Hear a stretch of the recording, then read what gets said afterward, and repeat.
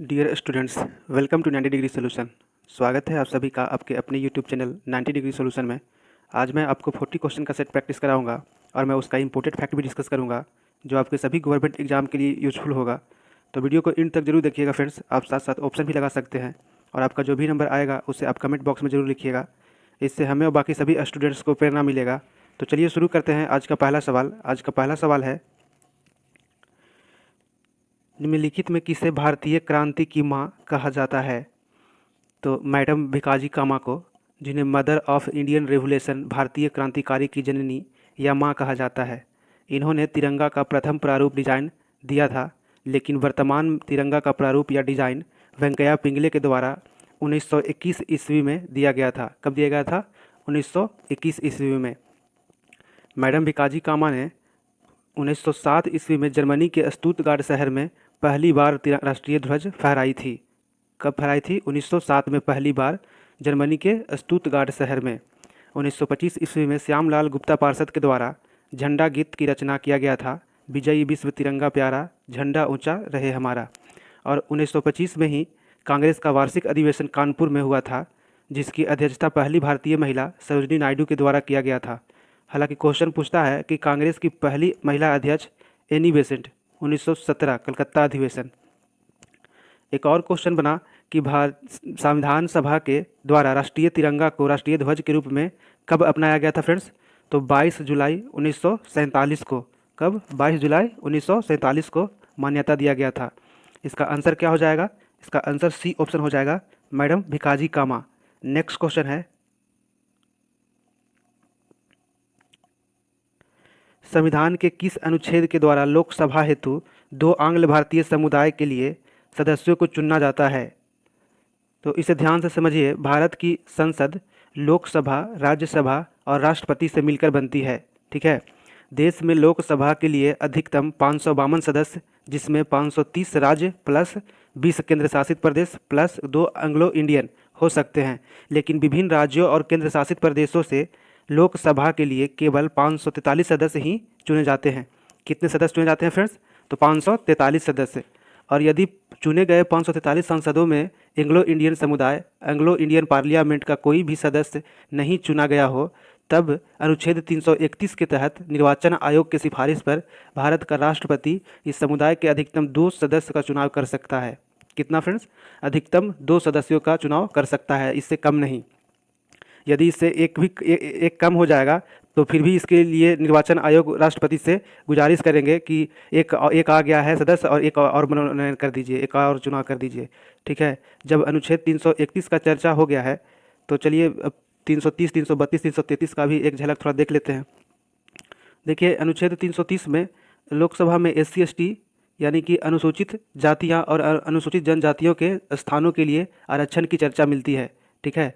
किसमें? 330 में SC/ST का आरक्षण की चर्चा लोकसभा में। ठीक है। और 331 के बारे में तो मैंने डिस्कस कर दिया है। और 332 जो है, 332 में विधानसभा में SC/ST के स्थानों के लिए आरक्षण की चर्चा की गई है।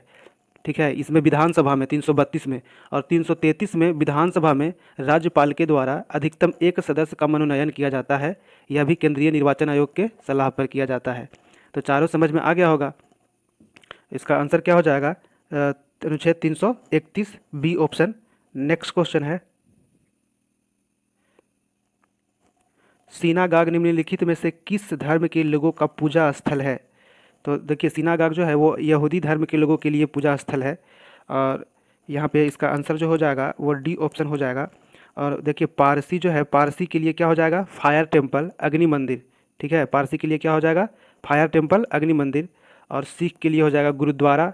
और बौद्ध के लिए बौद्ध विहार। ठीक है। बौद्ध के लिए बौद्ध विहार। नेक्स्ट क्वेश्चन है, निम्नलिखित में से किसे झूठा सोना फुल्स गोल्ड कहा जाता है? तो देखिए, आयरन पायराइड FeS2 क्या हो जाएगा? Iron pyrite FeS2। Iron pyrite को ही बेवकूफ़ों का सोना, फुलिस गोल्ड के नाम से जाना जाता है। इसका आंसर क्या हो जाएगा? D option, pyrite. Next question है, भारत में राष्ट्रीय आय लेखा समयंक किसके द्वारा प्रकाशित किए जाते हैं? तो सेंट्रल स्टैटिस्टिकल ऑर्गेनाइजेशन CSO, केंद्रीय सांख्यिकी संगठन के द्वारा। यदि क्वेश्चन पूछता कि केंद्रीय सांख्यिकी संगठन का हेडक्वार्टर कहाँ है, तो कहाँ है फ्रेंड्स, दिल्ली में है। लेकिन इंडस्ट्रियल हेडक्वार्टर कलकत्ता में है, ठीक है। निगमित कहाँ है, तो कलकत्ता में। इसका आंसर क्या हो जाएगा, डी ऑप्शन, केंद्रीय सांख्यिकी संगठन। नेक्स्ट क्वेश्चन है, किसी वस्तु की अविस्तारित एवं काल्पनिक प्रतिबिंब किस दर्पण के प्रयोग से मिल सकती है। तो अविस्तारित का मतलब समतल दर्पण। समतल दर्पण का आवर्धक क्षमता 1 होता है, और जब ये 1 होगा तो प्रतिबिंब की ऊंचाई बटे वस्तु की ऊंचाई, दोनों ऊंचाई कट गया तो बराबर 1 बचा। मतलब समतल दर्पण में वस्तु का प्रतिबिंब वस्तु के आकार के बराबर होता है। देखिए, साधारण दर्पण को ही समतल दर्पण प्लेन मिरर कहते हैं। इसमें वस्तु का प्रतिबिंब आभासी, इसे ही कहते हैं काल्पनिक। और जब ये काल्पनिक होगा तो सीधा एवं आकार में वस्तु के बराबर होता है। क्या होता है, सीधा एवं आकार में वस्तु के बराबर होता है। इसका आंसर क्या हो जाएगा, डी ऑप्शन, साधारण दर्पण। नेक्स्ट क्वेश्चन है, जब किसी वस्तु पर पृथ्वी के गुरुत्वाकर्षण को उसका क्या कहते हैं, तो भार कहते हैं, वेट कहते हैं। W बराबर m इंटू डी, ठीक है। W बराबर क्या हो जाएगा, m इंटू डी, ठीक है। इसका आंसर क्या हो जाएगा फ्रेंड्स, डी ऑप्शन, भार। नेक्स्ट क्वेश्चन है, जब कोई वस्तु पानी में डुबाई जाती है तो उसके भार में कमी होती है, किसके बराबर होती है। तो देखिए, भार में कमी उस वस्तु के द्वारा हटाए गए द्रव्य के भार के बराबर होता है। ऐसा आर्किमिडीज का नियम है। किसका नियम है, आर्किमिडीज का नियम है। आर्किमिडीज ने कहा, जब किसी वस्तु को पूर्णतः या अंशतः डुबाया जाता है तब उस वस्तु के भार में कुछ कमी होता है। भार में कमी उस वस्तु के द्वारा हटाए गए द्रव्य के भार के बराबर होता है। इसका आंसर क्या हो जाएगा, सी ऑप्शन, उसके द्वारा हटाए गए द्रव्य की मात्रा। ऑप्शन इसका सी हो जाएगा। नेक्स्ट क्वेश्चन है, हाइड्रोमीटर एक उपकरण है जिससे मापा जाता है। तो क्या मापा जाता है, पदार्थों का सापेक्षिक घनत्व, डेंसिटी को मापा जाता है। इसका आंसर क्या हो जाएगा, डी ऑप्शन, पदार्थों का अपेक्षिक घनत्व, ठीक है।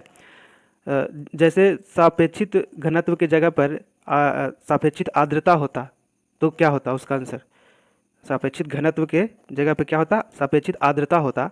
तो इसको किस यंत्र के द्वारा मापा जाता है, उपकरण के द्वारा, तो हाइग्रोमीटर। यहाँ पे हाइड्रोमीटर है, इसका हो जाएगा आर्द्रता का हाइग्रोमीटर, ठीक है। और हवा या वायु का दाब बैरोमीटर से, ठीक है, हवा या वायु का दाब बैरोमीटर से। गैसों का दाब मैनोमीटर। पानी की गहराई फैदोमीटर से। और विद्युत धारा इलेक्ट्रिक करंट आमीटर, ठीक है। विद्युत धारा और इलेक्ट्रिक करंट आमीटर, ये इसे आप याद कर लेंगे, ये एग्जाम में आते रहता है। नेक्स्ट क्वेश्चन है, जल जिसमें कैल्शियम अथवा मैग्नीशियम के घुलनशील लवण होते हैं कहलाता है, उसे कठोर जल कहा जाता है। क्या कहा जाता है, कठोर जल। अब कठोर जल से क्वेश्चन बना कि जल की कठोरता 2 प्रकार का, जल की कठोरता कितने प्रकार का, 2 प्रकार का, ठीक है। और एक होता है अस्थाई, एक होता है अस्थाई, दूसरा हो गया अस्थाई। अब यहाँ पे देखिएगा, अस्थाई में इसका कारण जो है कैल्शियम एवं मैग्नीशियम के क्लोरेट, सल्फेट एवं नाइट्रेट के कारण होता है। इसे दूर करने के लिए सोडियम जियोलाइट का प्रयोग किया जाता है। इस विधि को परम्यूटिक विधि कहा जाता है, ठीक है। ये तो हो गया अस्थाई। दूसरा चले अस्थाई में, इसका कारण है कैल्शियम एवं मैग्नीशियम के बाई कार्बोनेट के कारण होता है। इसे दूर करने के लिए केवल खौलाकर बॉयल करके किया जाता है। इस विधि को क्लार्क विधि कहा जाता है। तो अस्थाई में किस विधि से दूर किया जाता है, तो परम्यूटिक विधि से, और अस्थाई में क्लार्क विधि से। इससे एक क्वेश्चन डायरेक्ट पूछता है, जल की कठोरता दूर करने के लिए किसका प्रयोग किया जाता है, तो सोडियम बाइकार्बोनेट, जिसे बेकिंग सोडा, खाने वाला सोडा भी कहा जाता है। क्लियर हुआ। इसका आंसर क्या हो जाएगा, ए ऑप्शन, कठोर जल। नेक्स्ट क्वेश्चन है, रासायनिक तत्वों के दूसरे तत्वों से योग करने की क्षमता पता लगाया जाता है। तो किसके द्वारा, वैलेंसी के द्वारा, उसकी संयोजकता के द्वारा पता लगाया जाता है। आंसर क्या हो जाएगा, डी ऑप्शन, संयोजकता से। ये वैलेंसी है क्या फ्रेंड्स, तो ये वैलेंसी वैलेंस इलेक्ट्रॉन और कुल इलेक्ट्रॉन को पता लगाना पड़ेगा। देखिए, इसकी बाहरी कक्षा में जितने भी इलेक्ट्रॉन हैं उसे वैलेंस इलेक्ट्रॉन कहा जाता है, और आंतरिक कक्षा में जितने भी इलेक्ट्रॉन हैं उसे कोर इलेक्ट्रॉन कहा जाता है। यदि यदि ध्यान से समझेंगे इसे, देखिए यदि 1 2 3 है तो उसकी वैलेंस इलेक्ट्रॉन 1 2 3 होगा, तो उसकी संयोजकता कितना हो जाएगा फ्रेंड्स, क्रमशः +1 +2 +3 होता है। यदि वैलेंस इलेक्ट्रॉन 1 2 3 है तो उसकी संयोजकता वैलेंसी कितना होगा, +1 +2 +3 होता है।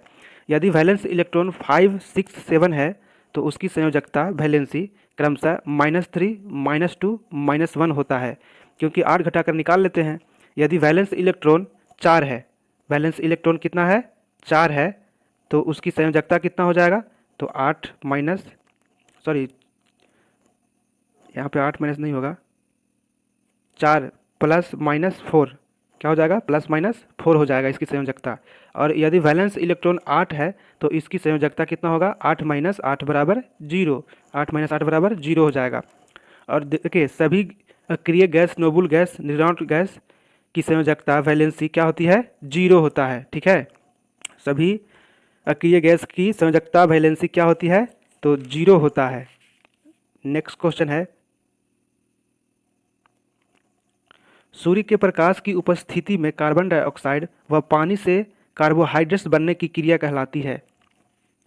तो प्रकाश संश्लेषण, फोटोसिंथेसिस, प्रकाश संश्लेषण में अंतिम उत्पाद बनता है ग्लूकोज, और उपोत्पाद के रूप में बनता है ऑक्सीजन गैस निकलता है। ठीक है, उपोत्पाद के रूप में ऑक्सीजन गैस निकलता है।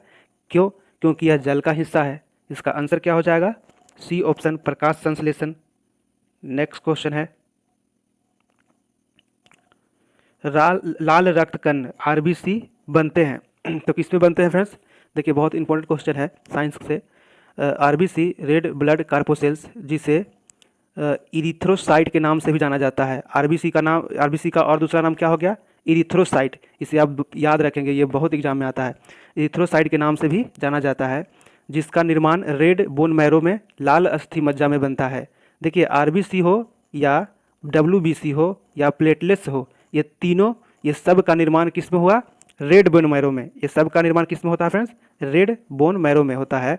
यदि क्वेश्चन होता कि इम्ब्रायो स्टेज, भ्रूणा अवस्था में आरबीसी का निर्माण कहाँ होता है, तो देखिए भ्रूणा अवस्था में लीवर के मेजोडर्म कोशिका में होगा, लीवर के मेजोडर्म कोशिका में।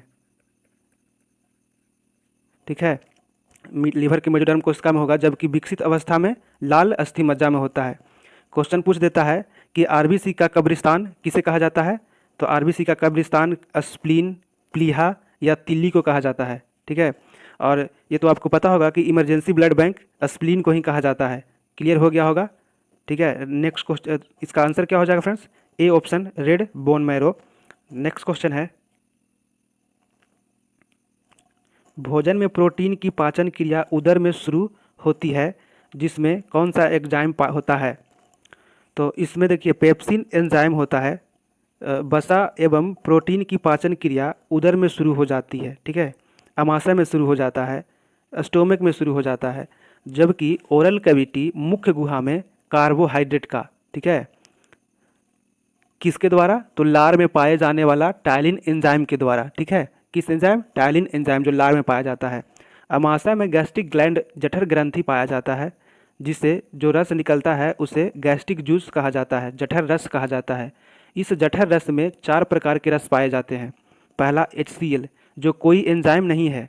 ठीक है, HCl क्या है, यह कोई एंजाइम नहीं है, वह भोजन को नहीं पचाता है, लेकिन भोजन में चल गए जीवाणु, विषाणु आपके मुख के द्वारा भोजन के साथ जिंदा या मुर्दा, तो HCl क्या किया, HCl उस जीवाणु विषाणु को मार गिराया। ठीक है, और यह HCl और क्या करता है, तो अमाशय में भोजन 3 से 4 घंटा तक रहता है, जो वह खराब हो सकता है, सड़ सकता है, लेकिन HCl क्या किया, भोजन को सड़ने से बचाया। केवल HCl 2 काम किया। ठीक है, दूसरा जो है अमाशय रस में निकलने वाला रस, वो पेप्सिन है। यह प्रोटीन को पेप्टोन में बदलता है। यह पेप्सिन क्या करता है, प्रोटीन को पेप्टोन में बदलता है। यही आपका आंसर होगा। ठीक है, ऑप्शन इसका सी हो जाएगा। अमाशय रस में पाया जाता है रेनिन, ये तीसरा जो रस है रेनिन, जो मिल्क प्रोटीन केसिन को केसिनोजेन में बदलता है। ठीक है, मिल्क प्रोटीन केसिन को केसिनोजेन में तोड़ देता है। चौथा जो अमाशय रस में पाया जाता है गैस्ट्रिक लाइपेज, क्या होता है? गैस्ट्रिक लाइपेज, ठीक है। तो वो क्या किया, वो वसा को तोड़ने का काम करता है। किसको तोड़ने का काम? वसा को तोड़ने का काम करता है। इसका आंसर क्या हो जाएगा? C option, pepsin. Next question है, किसी को कोशिका, यहाँ पे कोष नहीं होगा, किसी कोशिका में माइटोकॉन्ड्रिया का कार्य क्या है? तो किसी कोशिका में माइटोकॉन्ड्रिया का कार्य क्या हो जाएगा? देखिए, किसी कोशिका में माइटोकॉन्ड्रिया का कार्य जो है वो ऊर्जा उत्पन्न करता है। क्या उत्पन्न करता है? ऊर्जा उत्पन्न करता है। इसका जो आंसर हो जाएगा वो बी ऑप्शन हो जाएगा। और प्रोटीन संश्लेषण का कार्य, प्रोटीन संश्लेषण का कार्य जो है वो खुरदरा, अंतःस्रावी, जाली, रफ इंडोप्लाज्मिक रेडिकुलम का कार्य करता है, ठीक है। प्रोटीन संश्लेषण का काम क्या हो जाएगा? क्योंकि इसमें राइबोसोम पाया जाता है जो प्रोटीन संश्लेषण का कार्य करता है, ठीक है। Rough endoplasmic reticulum. और इसमें कोशिकीय स्रावन जो है, कोशिकीय स्रावन ये का कार्य जो है वो कौन किया? Golgi body, Golgi body. इसे डायरेक्टर ऑफ मॉलिक्यूलर ट्रैफिक कहा जाता है। क्या कहा जाता है? Director of molecular traffic. और प्रकाश संश्लेषण की क्रिया क्लोरोप्लास्ट में होता है। प्रकाश संश्लेषण की क्रिया कहाँ शुरू होता है? क्लोरोप्लास्ट में। मैंने चारों के बारे में डिस्कस कर दिया। इसका जो आंसर हो जाएगा वो बी ऑप्शन, ऊर्जा उत्पन्न करना। नेक्स्ट क्वेश्चन है, किस आंदोलन का नेतृत्व करने के लिए मार्टिन लूथर किंग को जाना जाता है? अब देखिए, मार्टिन लूथर भी है और मार्टिन लूथर किंग भी है, ठीक है। लेकिन किंग मतलब राजा, और राजा का कार्य क्या होता है? तो राजा कानून बनाएगा। कैसा कानून बनाएगा? तो रंग भेद के खिलाफ। किसके खिलाफ? रंग भेद के खिलाफ राजा कानून बनाएगा, ठीक है। इसका आंसर क्या हो जाएगा? B option. लेकिन मार्टिन लूथर रहता, सिर्फ मार्टिन लूथर, यहाँ पे मार्टिन लूथर किंग है तो वो कानून कैसा बनाया? रंग भेद के विरुद्ध। लेकिन मार्टिन लूथर रहता तो वह समाज सुधारक होता। क्या होता? समाज सुधारक। ये सी ऑप्शन में यहाँ पे आप लिख लीजिएगा, समाज सुधारक मार्टिन लूथर, ठीक है। नेक्स्ट क्वेश्चन है, ग्लोब पर भारत की स्थिति किस उत्तरी अक्षांशों के बीच है? तो अक्षांश और देशांत आपके ऑप्शन में दोनों दिया गया है, ठीक है। अक्षांश और विस्तार दोनों है इसमें। मुख्य भूमि का जो अक्षांशीय विस्तार है वो 8 डिग्री 4 मिनट, कितना है? 8 डिग्री 4 मिनट उत्तरी अक्षांश से 37 डिग्री 6 मिनट उत्तरी अक्षांश है। इसका आंसर क्या हो जाएगा? इसका आंसर सी ऑप्शन हो जाएगा। और देशांतरीय विस्तार क्या होगा? देशांतरीय विस्तार 68 डिग्री 7 मिनट से 97 डिग्री 25 मिनट होगा, ठीक है। ये देशांतरीय विस्तार है। आंसर तो निकल गया, सी ऑप्शन। नेक्स्ट क्वेश्चन है, प्रसिद्ध संत शेख सलीम चिश्ती निम्नलिखित में से किस शहर में रहते थे? तो फतेहपुर सीकरी में शेख सलीम चिश्ती के आशीर्वाद से ही शहजादा सलीम हुआ जो बाद में जहांगीर कहलाया। इसका आंसर क्या हो जाएगा? B option, Fatehpur Sikri. Next question है,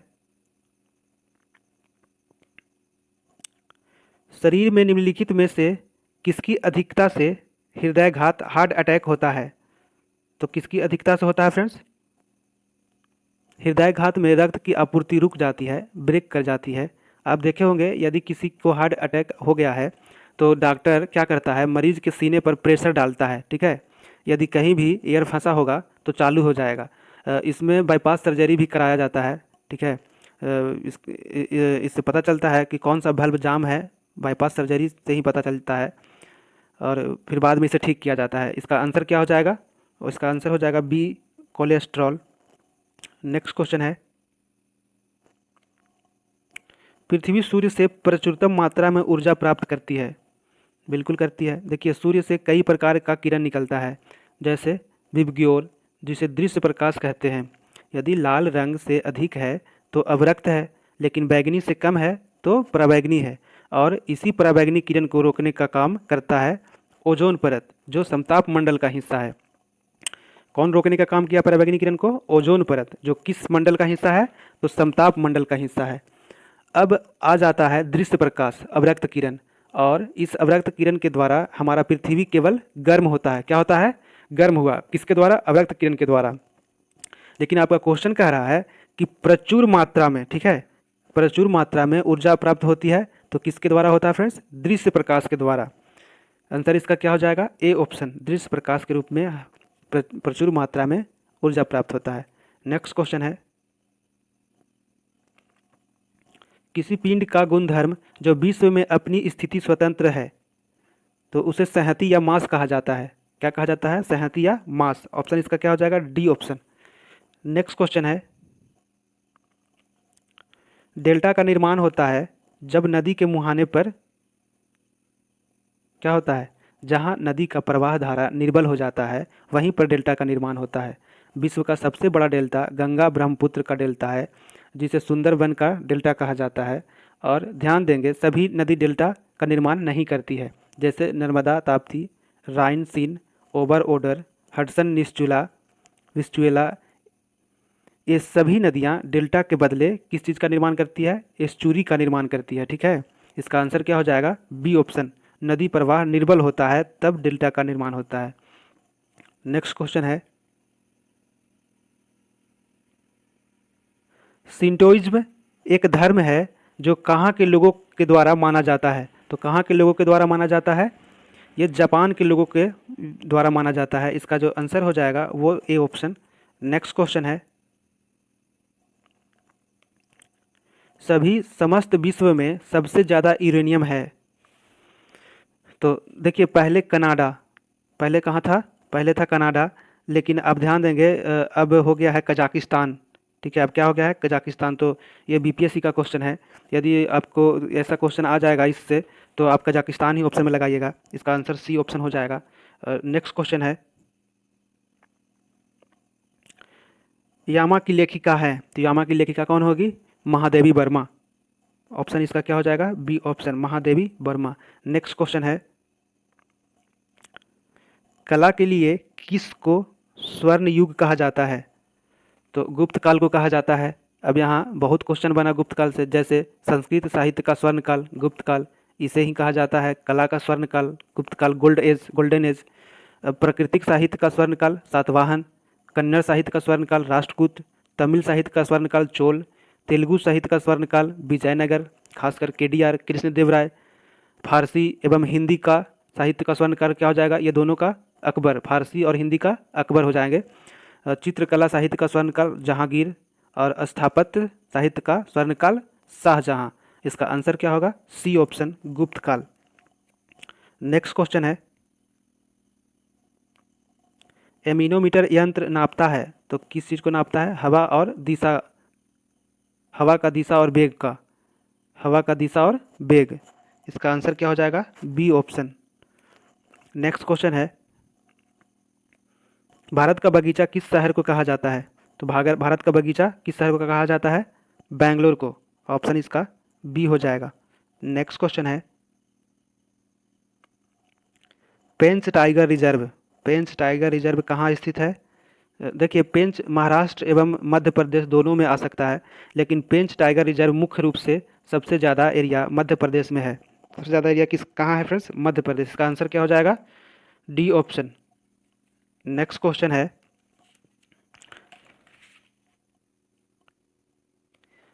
निम्नलिखित में कौन सा युग्म सही है? तो यहाँ पे देखिए मतलब 4 में एक ही सही है, बाकी 3 गलत है। लोक नृत्य है और उससे संबंधित है राज्य, मतलब कौन सा नृत्य किस राज्य से संबंधित है? तो एक एक करके देख लीजिए। डांडिया जो है, डांडिया महाराष्ट्र नहीं हो जाएगा, गुजरात होगा। डांडिया गुजरात में हो जाएगा, महाराष्ट्र नहीं। और बिहू जो है वो असम, बिहू कहाँ हो जाएगा? असम। ये बिल्कुल सही है, बिहू जो है फ्रेंड्स वो बिल्कुल सही है, यही आपका आंसर हो जाएगा। घूमर राजस्थान में है। घूमर कहाँ है? राजस्थान। यहाँ पे हिमाचल प्रदेश है, यहाँ पे सॉरी राजस्थान हो जाएगा। ठीक है, और ये जो नौटंकी है, नौटंकी तो आप जानते हैं बिहार और यूपी में ही होता है और कहीं नहीं होता है। इसका जो आंसर हो जाएगा वो क्या हो जाएगा? B option. नेक्स्ट क्वेश्चन है, अपारंपरिक ऊर्जा का स्रोत जो है, देखिए ऊर्जा का स्रोत 2 है। कितना है? 2। परंपरागत और गैर परंपरागत। तो परंपरागत में देखेंगे कि परंपरागत ऊर्जा का स्रोत उस ऊर्जा का स्रोत है, उसको कहा जाता है जिसका सीमित भंडार है, जिसका एक बार उपयोग करेंगे उसका दोबारा उपयोग संभव नहीं है। अतः परंपरागत को अनवीनीकृत ऊर्जा का स्रोत कहा जाता है। परंपरागत को क्या कहा जाता है? अनवीनीकृत ऊर्जा का स्रोत। जैसे तापीय ऊर्जा, थर्मल एनर्जी, तापीय ऊर्जा के अंतर्गत कोयला, पेट्रोलियम पदार्थ, प्राकृतिक गैस, हाइड्रोलिक पावर और एटॉमिक पावर etc। दूसरा चले गैर परंपरागत। तो गैर परंपरागत या नवीनीकृत ऊर्जा का स्रोत जिसका भंडार प्रचुर मात्रा में है, इसका बार बार उपयोग संभव है। जैसे सोलर एनर्जी, विंड एनर्जी पवन ऊर्जा, तरंग ऊर्जा, ज्वारीय ऊर्जा, भूतापीय ऊर्जा, भूगर्भीय ऊर्जा etc। ये सभी जो है यह सभी नवीनीकृत ऊर्जा का स्रोत है। किस ऊर्जा का स्रोत है? नवीनीकृत ऊर्जा का स्रोत है, गैर परंपरागत ऊर्जा का स्रोत है। इसका आंसर क्या हो जाएगा? ए ऑप्शन, पवन ऊर्जा, सौर ऊर्जा, भूतापीय ऊर्जा। नेक्स्ट क्वेश्चन है, कलिंग पुरस्कार किसके द्वारा प्रकाशित किया जाता है? तो कलिंग पुरस्कार यूनेस्को के द्वारा प्रकाशित किया जाता है। ठीक है, क्या हो जाएगा इसका answer? B option, UNESCO. Next question है, फर्डिनेंड डी लेसेप्स का नाम संबंधित है। तो इसे ध्यान से समझिएगा, मैंने पिछले सेशन में इसका डिस्कशन किया है। स्वेज नहर भूमध्य सागर और लाल सागर को जोड़ता है। किसे जोड़ता है? भूमध्य सागर और लाल सागर को जोड़ता है। हमने आपको बताया था कि स्वेज नहर का निर्माण 1869 में और इसका राष्ट्रीयकरण 1956 में मिस्र के शासक कर्नल नासिर के द्वारा किया गया था। किसके द्वारा? मिस्र के शासक कर्नल नासिर के द्वारा किया गया था। और इसके इंजीनियर थे फर्डिनेंड डी लेसेप्स। ठीक है, इसके इंजीनियर कौन थे? फर्डिनेंड डी लेसेप्स, जिन्होंने डिजाइन प्रारूप तैयार किया था। इसका आंसर क्या हो जाएगा? ए ऑप्शन, स्वेज नहर का निर्माण का जो डिजाइन है वो फर्डिनेंड डी लेसेप्स से संबंधित है। यदि क्वेश्चन पूछता कि ग्रहों की गति के संबंध में नियम कौन दिया, तो देखिए यहाँ पे जो सी ऑप्शन में है, ग्रहों की गति के नियम से संबंधित है कौन? केपलर। कौन है फ्रेंड्स? केपलर। और उत्तरी ध्रुव की खोज, तो उत्तरी ध्रुव का खोज किया था रॉबर्ट पियारे। कौन किया था? रॉबर्ट पियारे। और दक्षिण ध्रुव का खोज एमुंडसन ने किया था। ठीक है, इसका दक्षिण ध्रुव का एमुंडसन। नेक्स्ट क्वेश्चन है, एक स्थान पर स्थानीय समय 6 AM है जबकि उस समय ग्रीनविच मीन टाइम 3 AM है, तो उस स्थान का देशांतर है। अब देखिए, मतलब 3 AM से वह स्थान पूरब है। अब कैसे पूरब है? मान लिया जाए यह यहाँ पर ग्रीनविच है और कोई स्थान है, ठीक है, यहाँ पे कोई स्थान है जहाँ पे 6 AM हो रहा है। क्या हो रहा है? 6 AM। और यहाँ पे ग्रीनविच के पास 3 AM हो रहा है। तो जाहिर सी बात है कि वह स्थान पूरब है। कितना पूरब है? तो दोनों के बीच में 3 घंटा का फासला है। कितना का फासला है? 3 घंटा का अंतर है। तो आपको पता है कि 1 घंटा बराबर कितना होता है? 15 डिग्री। तो 3 घंटा बराबर कितना हो जाएगा? 15 या 45 डिग्री। ठीक है, 45 डिग्री क्यों पूरब होगा? क्योंकि समय ग्रीनविच से आगे है। समय क्या है? ग्रीनविच से आगे है। ठीक है, यदि समय ग्रीनविच से पीछे होता तो पश्चिम होता, लेकिन समय ग्रीनविच से आगे है, इसलिए पूरब हो जाएगा। तो इसका आंसर हो जाएगा ए ऑप्शन, 45 डिग्री पूरब। नेक्स्ट क्वेश्चन है, विश्व का सबसे बड़ा सागर कौन सा है? तो दक्षिणी चीन सागर विश्व का सबसे बड़ा सागर है। इसका आंसर क्या हो जाएगा? A option. नेक्स्ट क्वेश्चन है, आदि ग्रंथ किसके द्वारा संकलित की गई थी? तो आदि ग्रंथ सिख धर्म का पवित्र ग्रंथ है। इसे गुरु ग्रंथ साहब कहा गया। 5वें सिख गुरु अर्जुन देव ने इसकी रचना किया था। 5वें सिख गुरु पहला गुरु था जिसे खुसरो की सहायता देने में के कारण मुगल बादशाह जहांगीर के द्वारा उन्हें फांसी दे दिया गया। इसका आंसर क्या होगा? बी ऑप्शन, गुरु अर्जुन देव। इसमें पहले गुरु जो हैं वो गुरु नानक हो जाएंगे। गुरु नानक प्रथम, और गुरु रामदास जो हैं वो चौथे गुरु हो जाएंगे, और गुरु तेग बहादुर 9वें सिख गुरु। ठीक है, गुरु तेग बहादुर क्या हो जाएंगे? 9वें सिख गुरु, और ये चौथे सिख गुरु। नेक्स्ट क्वेश्चन है, भारत का नेपोलियन निम्नलिखित में से कौन कहलाता है? तो समुद्रगुप्त को कहा जाता है। देखिए, भारत का नेपोलियन समुद्रगुप्त। इसका आंसर समुद्रगुप्त, डी ऑप्शन। अब यहाँ पे देखिए, भारत का आइंस्टीन नागार्जुन। भारत का आइंस्टीन कौन हुआ? नागार्जुन। भारत का न्यूटन ब्रह्मगुप्त। भारत का न्यूटन कौन हो गया? ब्रह्मगुप्त। भारत का शेक्सपियर कालिदास। भारत का सुकरात एमजी रनाडे। भारत का बिस्मार्क सरदार वल्लभ भाई पटेल। आंसर क्या हुआ? Samudragupta, D option. Next question है, जोग जलप्रपात कहाँ स्थित है? तो जोग या गरसोप्पा या महात्मा गांधी जलप्रपात जो भारत का सबसे ऊंचा जलप्रपात है, जो कर्नाटक में कावेरी की सहायक नदी शरावती नदी पर स्थित है। ठीक है, इसका आंसर क्या हो जाएगा? सी ऑप्शन, कर्नाटक में स्थित है। नेक्स्ट क्वेश्चन है, खरीफ फसल काटी जाती है, ये पूछ रहा है, बोई नहीं जाती है, काटी जाती है। तो देखिए, खरीफ फसल बोई जाती है मई जून में। ठीक है, बोई जाती है मई जून में, लेकिन काटी जाती है कब काटी जाती है? अक्टूबर नवंबर में। ठीक है, इसका आंसर क्या हो जाएगा? ए ऑप्शन, यह बरसाती फसल है। ठीक है, खरीफ फसल के अंतर्गत चावल, ज्वार, बाजरा, मक्का, मूंग, उड़द, अरहर, सोयाबीन, मूंगफली और सूर्यमुखी, जूट और कपास, तंबाकू एवं गन्ना। एक बार फिर से दोहराएंगे, चावल, ज्वार, बाजरा, मक्का, मूंग, उड़द, अरहर, सोयाबीन, मूंगफली, सूरजमुखी, जूट और कपास, तंबाकू एवं गन्ना। इसका आंसर क्या हो जाएगा? ए ऑप्शन, अक्टूबर एवं नवंबर के महीने में खरीफ फसल काटी जाती है। नेक्स्ट क्वेश्चन है, और ये आज का लास्ट सवाल होगा, चंद्रमा पृथ्वी का एक चक्कर कितने समय में, कितने दिन में लगाता है? तो कितने दिन में लगाता है? लगभग 27.5 दिन लगता है। लगभग कितना लगता है? 27.5 दिन। ठीक है, जिसे नक्षत्र मास कहा जाता है, सिड्रल मंथ कहा जाता है। इसका आंसर क्या हो जाएगा? ए ऑप्शन, पृथ्वी की सापेक्षिक गति को के कारण, पृथ्वी की सापेक्षिक गति के कारण चंद्रमा को पृथ्वी की परिक्रमा पूरी करने में 2 अतिरिक्त दिन का समय लगता है। कितना का समय लगता है? 2 अतिरिक्त दिन का समय लगता है। मतलब 27.5 प्लस क्या हो जाएगा? 2 बराबर कितना हो गया? तो 29.5 दिन। ठीक है, जिसे चंद्रमास या साइनोडिक मंथ कहा जाता है। ठीक है, इसका आंसर क्या होगा? A option. और आज के लिए इतना ही फ्रेंड्स। मुझे विश्वास है कि आप सभी ने ज़्यादा से ज़्यादा क्वेश्चन को अटेंड कर पाए होंगे।